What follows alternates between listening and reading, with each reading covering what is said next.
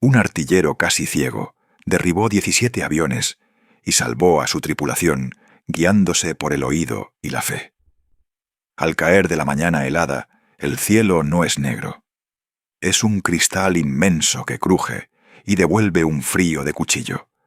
La cola del B-17 vibra como una campana tensa.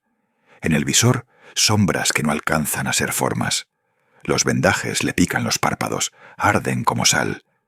3 misiones atrás, el aceite de un motor explotado le quemó los ojos. Desde entonces ve manchas. Desde entonces escucha. Tal vez sea en ese silencio roto por metales donde nace la valentía. Un zumbido grave a las 6, arrastrado, profundo. Otro fino cruza a las 5, nervioso, punzante. No hay colores. Hay latidos de hélice y mordiscos de viento. El intercomunicador respira. Es una respiración humana, temblorosa, pegada al miedo. Le piden rumbo, le piden un imposible. Cierta vez un sargento le dijo que la puntería es un reloj. Él aprendió a medir el ataque por compases invisibles. Cuenta entre el rugido de los 4 motores y el galope extraño del perseguidor.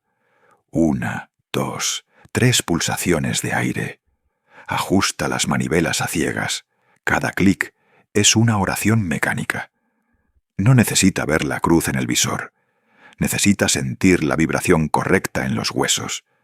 Dentro de nosotros, algo despierta cuando el peligro tiene voz. El metal te habla, te patea la espalda con cada cambio de ángulo. Si el fuselaje trepa, el enemigo busca altura. Si tiembla corto, viene en picada. Él lo sabe desde antes de perder la vista. Lo sabe desde el campo, cuando escuchaba el tractor del padre acercarse por el ritmo de la tierra. Ahora esa memoria sostiene a 9 hombres suspendidos sobre la nieve. De pronto, un rumor se llena de intención. Es una sierra fina serruchando el frío. A las 5 alto, piensa, y no necesita estar seguro. Pulsa el transmisor con suavidad, y su voz sale serena, como si no le ardieran los ojos. Un toque a la izquierda, capitán. Un susurro más abajo. Aguante el nivel. Sus compañeros están respirando dentro de sus oídos. Él les presta su calma. A veces, el primer destello no se ve, se adivina. Lo siente en la piel de los dedos, en el índice que tiembla apenas. Corta en ráfagas cortas, no derrocha. Golpea al ritmo del giro ajeno, como quien intercepta un corazón fuera de compás. El retroceso lo ancla. El olor a pólvora le dice que el trazo salió limpio, y entonces el zumbido fino se quiebra, se vuelve un alarido que cae. No mira. Escucha cómo el aire cambia de tono cuando el peligro se aparta. Narrativa directa obliga a la verdad. Nadie lo entrenó para pelear así. Lo mantuvieron en tierra una noche. Le ofrecieron descanso, evaluación, una salida. Rechazó en silencio. Volvió a la torreta y marcó con la uña la cúpula, una muesca pequeña que sus dedos recuerdan mejor que los ojos. No quería gloria. Quería que el avión aterrizara con toda su gente. Reflexivo, el tiempo dentro de la cola es elástico. 1 minuto es una cuerda que no termina. Delante, el piloto busca un rumbo que no se quiebre. Abajo, la tierra parece una fotografía sin bordes. Alrededor, cazas que huelen la sangre se coordinan como lobos con alas. Y él a tientas guía. A la derecha ahora, suave. Mantenga. Suben 2 a las 6, muy cerca. Preparen viraje. La intercomunicación cruje, pero la obediencia es un hilo confiable. Descriptivo, el frío muerde a través del cuero de los guantes. La garganta sabe a metal. Las lágrimas, si llegan, se vuelven hielo bajo el vendaje. Hay una humildad dura en ese asiento estrecho. Está atado a la última puerta de la tripulación, al único lugar desde donde la muerte se escucha llegar con claridad. Y aún así, Hay paz en su respiración acompasada. Es la paz del que decide sostener, no impresionar. Dentro de la niebla de dolor, el muchacho de granja queda. Recuerda el granero crujir al viento, la forma en que el techo avisaba tormenta. Sus manos replican esa sabiduría. No busca el brillo de un derribo. Busca acortar trayectorias, romper ataques, abrir huecos por donde su avión pase vivo. Para él, cada ráfaga es un escudo breve. Tal vez estés aquí para saber cómo alguien sin ojos útiles abatió a tantos. Te diremos más que cifras. Te contaremos cómo convirtió la oscuridad en instrumento, cómo prestó oído a los temblores del mundo para salvar a los suyos, cómo cada derribo fue un acto de protección, no de vanidad. Y por qué, al volver, nadie lo anunció con fanfarrias, pero varias cunas se llenaron gracias a su puntería a ciegas. Al caer una nueva sombra, el cristal del cielo vuelve a crujir. Otro ataque se arma en silencio, calculado. Él ya lo oyó, medio segundo antes que todos. Ajusta, respira, murmura la orden justa. Vuelve a disparar, breve y preciso. No verá el impacto. Lo sentirá en la calma que se restituye. Ver, a veces, es escuchar y creer en la voz del compañero. Y esta es la puerta por la que esta historia empieza a abrirse. El frío cortaba hasta dentro del metal, pero él escuchaba como si nada fuera ruido. Había aprendido a medir la distancia de un motor por el ritmo de su respiración. En la torreta, la noche y el día se parecían. Camisetas empapadas, manos que no se detenían. No buscaba gloria, buscaba la certeza de que cada voz atrás seguiría sonando. Dentro de su pecho, la guerra dejó una respiración más lenta y distinta. Cuando los cazas se acercaban, su cuerpo recordaba viejos movimientos de granja. Una mano que golpea el remate del arado, el pulso que no se acelera sin razón. Así seleccionaba los disparos, no por orgullo, sino por necesidad de mantener la máquina entera. Tal vez sea en ese silencio donde se pesa la humanidad al elegir. A veces cerraba los ojos para escuchar mejor, como quien busca una melodía entre el viento. Identificaba cada amenaza por su timbre, por la forma en que el fuselaje temblaba. Y cuando hablaba por la intercomunicación, lo hacía con palabras justas y templadas. La tripulación lo veía como un faro apagado, que igual guiaba a todos. No hubo fotos oficiales que inmortalizaran sus manos manchadas de aceite. Las cartas en casa lo llamaban con diminutivos y comida caliente en la memoria. Para él, los nombres verdaderos eran los que gritaban desde la cabina trasera. Dentro de la torreta, la oscuridad le enseñó a confiar en otros sentidos. Recordaba la piel de su madre al coser, el tacto guiándolo más que la vista. Así marcó muescas a ciegas, contando encuentros y pérdidas con el mismo dedo. Cada muesca era una promesa de retorno, no un trofeo que exhibir después. A veces, después de una emboscada, el avión volvía lleno de silencio en sus tripulaciones. No era posible celebrar en pleno vuelo. La supervivencia pesa más que la alegría. Entonces se inclinaban unos sobre otros, compartiendo cigarrillos mojados de miedo. Y él miraba el horizonte como quien pregunta si aún hay lugar para la esperanza. Dentro de su corazón, las cifras que le atribuían eran piedras que guardaba calladas. No era vanidad, era el peso de decisiones tomadas con manos temblorosas. Al bajar del bombardero, sus ojos mostraban el saldo de una visión que ya no era normal. Regresaba con manos que sabían más de salvar que de destruir. Quizá su mayor victoria no fue derribar aviones, sino mantener intactas las vidas detrás. Las familias que volvieron a cenar juntas fueron su verdadera recompensa silenciosa.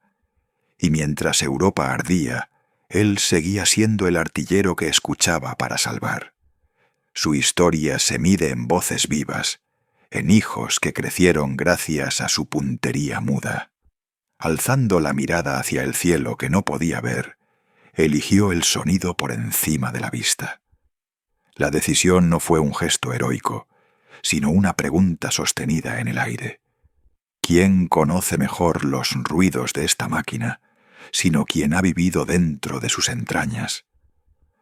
Paseó la mano por la torreta hasta hallar las muescas que él mismo había hecho días antes, pequeñas heridas del cerrojo que ahora funcionaban como brújula táctil. Cada corte en el metal decía dónde apoyarse, cómo girar sin mirar, cuánto corregir cuando un motor enemigo raspaba por la oreja del avión. Quizá sea en ese silencio forzado donde se talla la confianza más pura. La tripulación no habló mucho. Las voces en la intercomunicación se volvieron mapas de tono y cadencia. Él aprendió a distinguir risas contenidas, respiraciones cortas y órdenes que buscaban la seguridad del copiloto. Cuando alguien le pasó la carta que había dejado sin terminar, apenas la rozó con los dedos, no la abrió. Guardó las palabras a medias junto al latido del avión. Era una promesa que no necesitaba leerse para sostenerse. El piloto asintió sin palabras y el motor respondió con un rumor conocido.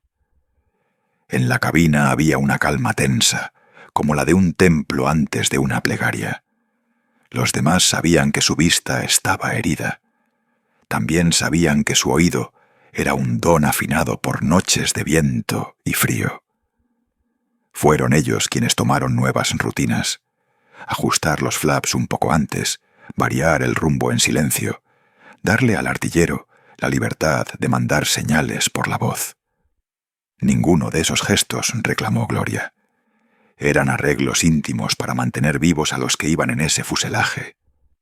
Dentro de la torreta, el mundo se redujo a texturas y ecos.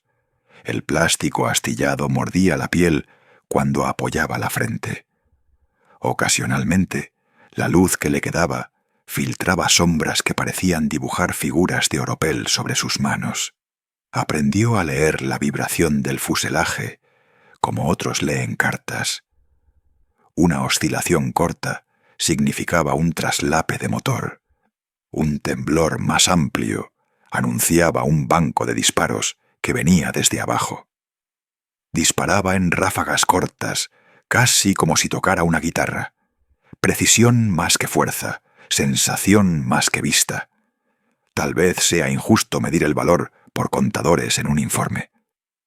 Después de esa salida volvieron con los pasillos más silenciosos de lo habitual.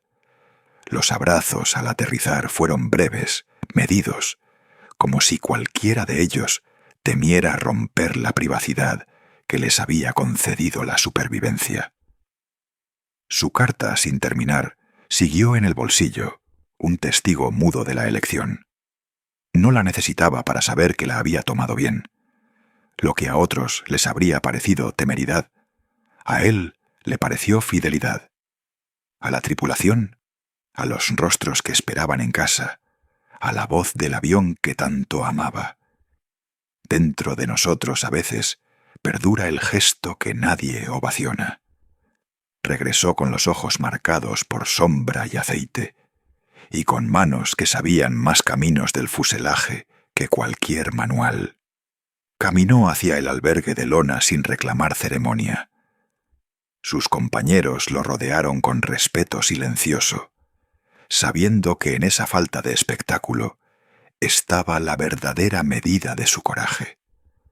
La guerra no escribió su nombre en letras grandes, lo escribió en hijos que crecieron y en familias que comieron gracias a que alguien decidió escuchar cuando ya no podía ver. Esa torreta se convirtió en su pequeño mundo táctil, un mapa de riesgos hechos a mano que explicaba la geografía de la muerte y la salvación sin necesidad de mirar. Sus dedos aprendieron a leer el metal como otros leen el pulso de un amigo. Tocaba una marca y sabía qué parte del cielo estaba delante. palpaba una bisagra y recordaba la última vez que la metralla la mordió. Había en ese silencio una paciencia antigua, como la de quien cosecha a oscuras. Dentro del fuselaje, el aire olía a aceite caliente, a lona húmeda y a café frío. Las voces en la intercomunicación se volvieron confesiones mecidas por la incertidumbre, números murmullados, preguntas lanzadas al azar, una risa que quería ser calma. Él respondió con una respiración medida. No quiso que su ausencia de vista se leyera como vulnerabilidad. Convertir el miedo en rutina fue un acto de respeto por aquellos que dependían de su puntería. Tal vez más que habilidad, lo que llevó era un oído afinado por noches de campo y por días de fábrica, cuando el ruido repetido enseñaba a distinguir un fallo del resto. Aprendió a escuchar los cazas como quien aprende a reconocer la voz de un hermano. No era solamente la hélice, era la cadencia, el cambio de timbre cuando el enemigo cerraba a cangrejo, la manera en que el avión inclinaba el vientre. Con esos signos pintaba imágenes en su mente y disparaba para sostener la historia de la tripulación un segundo más. A veces, en los momentos entre ataques, cerraba los ojos a propósito y dejaba que el mundo continuara sin su vista. Era una forma de descansar la culpa. Saber que tenía manos que podían marcar y una voz que podían obedecer le bastaba para seguir. No reclamaba heroísmos. Sabía que la guerra, cuando se mira de cerca, es una sucesión de decisiones pequeñas que salvan y condenan en igual medida. La torreta, con su círculo de muescas, terminó siendo una especie de santuario. Allí dentro cabían promesas que nadie enunciaba. Volver a casa, ver crecer a los hijos, escribir una carta que no llegaría a tiempo. Cada disparo, aunque certero, pesaba en los dedos como si dejara un residuo invisible. Volvía a la base con las manos manchadas de un trabajo que exigía precisión y sosiego. Sus compañeros lo miraban de reojo, no por celebrarlo, sino por entender que algo en él había cambiado para siempre. Cuando al final de una misión el avión cortaba la nube y la luz del sol encontraba la fuselaje, él abría los ojos como si fuese la primera vez que veía el mundo. No buscaba aplausos, solo la posibilidad de seguir escuchando, de seguir creyendo que la voz del otro es a veces el único instrumento fiable en la oscuridad. En su silencio activo, enseñó sin palabras que la vista no es la única forma de ver y que en la guerra la lealtad muchas veces se mide en la suavidad con que uno sostiene el gatillo. Aquel vuelo parecía medido por latidos más que por minutos. Tal vez sea en esos intervalos entre disparo y silencio donde se reconoce lo humano. Dentro de la torreta, sus manos eran mapas de tactilidades, muescas, nudos, piel curtida por el frío. La oscuridad de sus ojos no borró la precisión de su oído, la convirtió en brújula. Cuando un motor cambiaba de cadencia, él no solo calculaba el ángulo, calculaba el peligro y la esperanza. Los sonidos llegaban como cartas dobladas, con plegarias entre las sílabas metálicas. El intercomunicación era una conversación de respiraciones. Un piloto que respondía con un ajuste leve, una voz que decía «sigue» sin imponerse. Nada era grandilocuente. Todo era decisión tenue, tomada bajo la presión del acero y del viento. Era curioso cómo la gente fuera de la guerra cree que el heroísmo siempre exige visibilidad.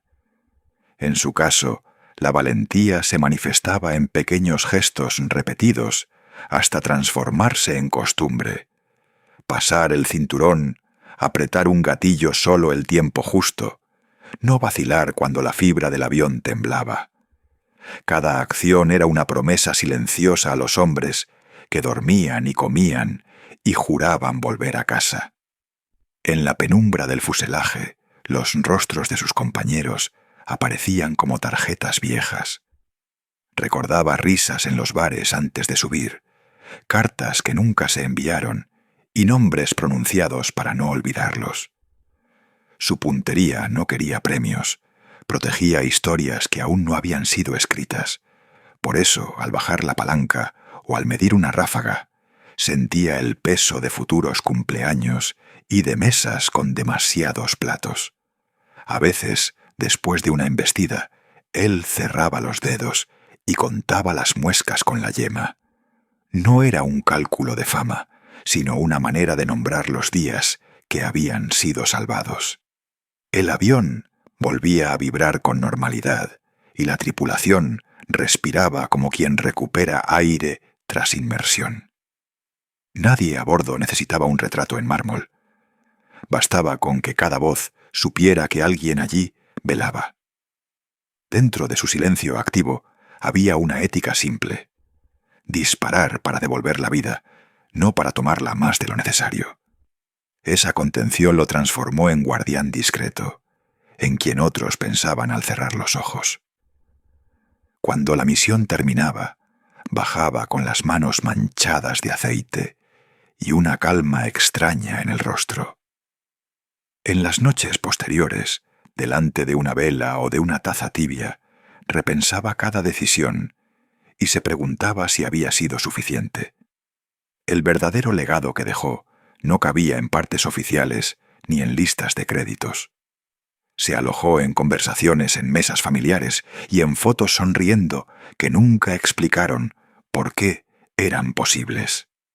Ver, para él, había sido aprender a escuchar lo que el mundo decía con la garganta del metal. Y creer, sobre todo, en la voz del compañero cuyo nombre latía justo detrás del ruido. Las manos le obedecían, como si supieran lo que sus ojos ya no podían ver. Con los dedos marcó la torreta otra vez, contando muescas por memoria. El tacto era su mapa. Cada raspadura, cada soldadura decía dónde esperar peligro. Nadie habló de valor en voz alta. Las palabras parecían torpes ante lo que había sucedido en la altitud helada. Dentro de la cabina, los silencios se volvieron conversaciones. Un crujido, una respiración, el roce de una chaqueta. Todo era información. El artillero aprendió a distinguir las voces por la respiración que traían, por la manera en que apretaban los dientes. A veces gritaba instrucciones y a veces solo murmuraba tiempos. Y siempre, de algún modo, lo oían. Quizá fue allí donde se midió el carácter de aquel muchacho. No en los partes ni en los números, sino en la decisión de volver a subir, cuando cualquier hombre prudente hubiera pedido permanecer en tierra. La lealtad que lo empujó no obedecía a desfiles ni honores. Era un deber pequeño y cotidiano que creció hasta sostener vidas. Al volver a sus pueblos, muchos no comprendieron. Para ellos los envoltorios y las fotos decían la historia. Para quienes compartieron la noche, sin embargo, la historia estaba en gestos mínimos, una corrección en la inclinación del avión, un silencio oportuno, una risa seca después de un ataque. La tripulación le debía un hilo de existencia a aquellas decisiones hechas en medio del ruido. El médico tuvo cuidado con las palabras al explicarle qué no recuperaría. Dijo que la claridad visual sería distinta, que los colores podrían quedarse torcidos. El artillero escuchó y asintió sin suplicar. Su orgullo no necesitaba refugio en la vista. Había aprendido otra forma de mirar, más lenta y atenta, que se apoyaba en la fidelidad de los demás. De noche, cuando la base dormía y las luces eran pocos puntos en la oscuridad, él rememoraba trayectorias que no aparecían en los mapas. Visualizaba los perfiles de los cazas como sombras que rozaban la piel del avión. Las hélices eran relojes, los disparos, letras que formaban palabras conocidas. No celebraba los 17 que aparecían en el parte. Los contaba como horas de angustia que alguien más ya no tendría que vivir. En el fondo, lo que dejó fue más que una cifra. Su legado se escondió en familias enteras que pudieron seguir, en niños que crecieron sin conocer ciertas ausencias. Y en la memoria de quienes volaron con él, quedó la certeza de que a veces la valentía más decisiva no exige ojos que vean, sino corazones que confían. Cuando cerró la puerta del taller, el frío le pegó a la nuca como un recuerdo. Caminó entre mesas llenas de piezas que rechinaban con otro ritmo. El humo del aceite se mezclaba con el olor de invierno y limpiadores baratos. Había algo de ceremonia en ese regreso silencioso, una liturgia sin público ni palabras. Dentro de él, las noches seguían iluminadas por el pulso de hélices lejanas. A veces despertaba con la sensación de que alguien hablaba por el intercomunicador.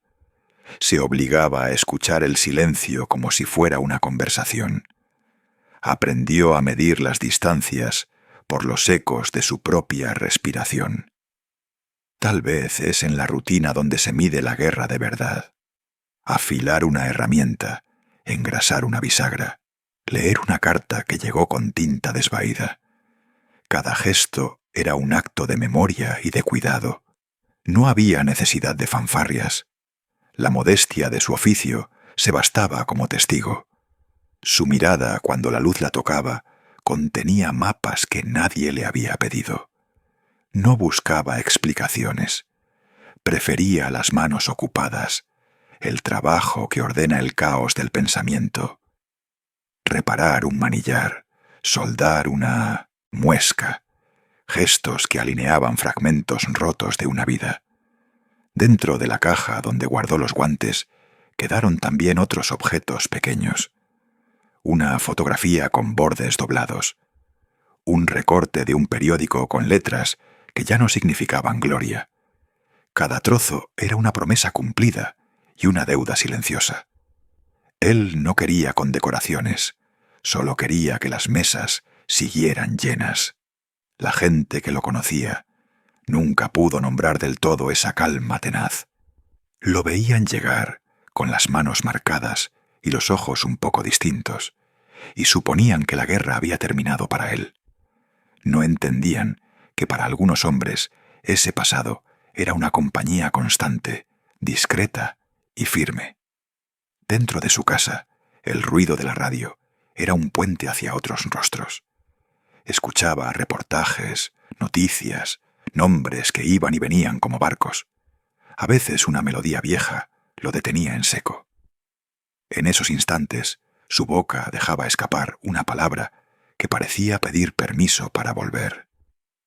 Dicen que la gratitud tiene la forma de silencios compartidos. Las cartas que llegaban desde otras ciudades, con tinta que el tiempo había desteñido, eran puertas que se abrían sin hacer ruido. Un dibujo de una niña, una letra apretada de una madre, un simple gracias que pesaba más que cualquier discurso. Fue así como fue tejiendo su paz, a base de constancia, de pequeñas decisiones que no necesitaban testigos. Lavó platos en cumpleaños, enseñó a un nieto a cuidar un motor, escuchó a una vecina contar historias que no habrían sobrevivido sin alguien que las guardase. Cada acto cotidiano era una réplica de aquel momento en la torreta. Dentro suyo, el recuento no era una lista de hazañas, sino un catálogo de rostros que siguieron sentándose a la mesa. 17, para él, eran sillas ocupadas en mesas ajenas. No había orgullo estridente, solo la certeza de que sus manos habían marcado una diferencia. Al final, lo que quedó fue más sencillo y más eterno que cualquier proclama. Una casa con una lámpara que se enciende siempre a la misma hora, un taller que huele a aceite y a invierno, voces que de vez en cuando vuelven en cartas y en fotografías dobladas. Y ese botón gastado, escondido en un cajón, como un relicario que nunca pidió ser sagrado. Y a veces, al tocar ese botón, vuelve un zumbido lejano, una promesa. No es el estruendo de la gloria, sino un pulso constante, un eco de metal que sabe de frío y de altura, un recordatorio sencillo de que hubo manos sosteniendo el mundo en silencio. No vio los cazas que derribó como se ven las cosas en los libros. Los oyó y los adivinó en vibraciones que solo aprende quien ha vivido dentro de un avión que sangra. No fue la vista quien peleó por él, fue la memoria del cuerpo, la piel leyendo el aire, el oído marcando ritmos y distancias. Su hazaña no fue la puntería perfecta, sino elegir quedarse, con menos luz y más oído, aguardó sin alardes ni prisa. Sostuvo con palabras y ráfagas cortas el destino de otros. Cada disparo no era una victoria, era un gesto de amparo. El fuselaje temblaba y él contaba compases, respirando hondo entre redobles de hélice. En el intercomunicador, su voz tenía el tamaño exacto del coraje. Ni un grito de más, ni un silencio que pesara. La tripulación reconocía en ese tono una casa pequeña, un lugar donde entrar cuando todo afuera era viento y acero. Y así, el miedo encontraba un borde, un marco, una puerta entreabierta. No hay monumento para oídos entrenados, pero hay vidas que siguieron. Nombres que no caben en una placa, pero habitan cocinas. Niños que aprendieron a leer junto a una ventana en calma. Mujeres y hombres que envejecieron sin saberse deudores de un muchacho sin retrato. En la mesa de esas casas, a veces, el pan cruje como un ala. Si alguien pregunta por la cifra, él baja un poco la mirada. El número existe, pesado, escrito en el aire de los que regresaron. 17 no es una marca de caza, es un pacto cumplido, un compromiso con los que respiraban a su alrededor. No una cuenta, sino una responsabilidad sostenida hasta el último tornillo. Hay heridas que cambian el color de la noche para siempre. Sus ojos volvieron distintos, más atentos a lo que no se ve. Aprendieron a distinguir la esperanza en los bordes del ruido, a reconocer la bondad en el modo de pisar la tierra, a nombrar sin palabras lo que solo el silencio mantiene. Lo que salvó a su tripulación no fue una bala milagrosa, fue la disciplina de escuchar como quien cuida un rezo. El arte de medir el tiempo entre dos latidos del fuselaje. La paciencia de no soltar el gatillo un segundo antes. El cuidado de envolver a otros con un círculo invisible.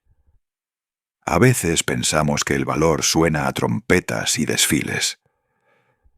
Pero el valor suele llegar despacio, sin ropa de domingo.